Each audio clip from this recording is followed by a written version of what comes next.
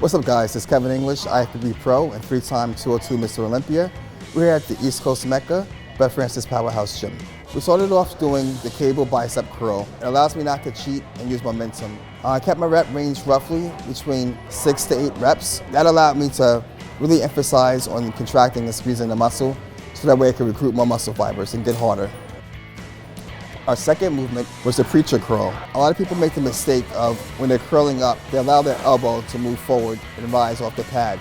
That's a big mistake because what you're doing is you're utilizing your front delt in that movement. What you want to try to do is to keep your tricep completely flat in the pad and really emphasize on squeezing the muscle as you're coming up with the weight. My rep range there, again, was roughly 6 to 8 reps. Next movement was a single arm machine curl. And the reason why we did the single arm machine curl, utilizing machines allows me to have much stricter form and really concentrate on the movement that I'm doing.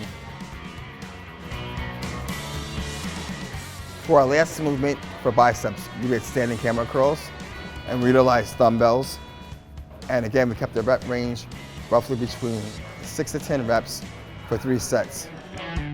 Now, that was it for biceps, and now we went on to triceps. We started with one of my favorite exercises, which is a close grip bench. A lot of people make the mistake of trying to go too close when they're grabbing the bar. So what I do is I go right outside my waist, elbows tucked in tight, and that's the grip that I utilize. Our next movement we did was a tricep pushdown. There's many different variations of this movement. We decided to go with the triangular bar. And what we did was we let our elbows flare out and we press down. That allowed us to use a lot more weight, to thicken up the tricep. Our next movement after that, we did a single arm cable extension, and I find that one arm's a little bit stronger than the other. So again, I start with the weaker arm so everything is in balance. For that, I usually keep my rep range a little bit higher, around 10 to 12. The last movement that we ended with was an overhead cable French curl. And again, there's many different variations of doing this. I find personally that when I use an easy curl bar, it puts a lot of pressure on my wrist. So I like to do this exercise as a last movement where that way I'm already pre-exhausted, and I do the one of cables because it's nice and smooth.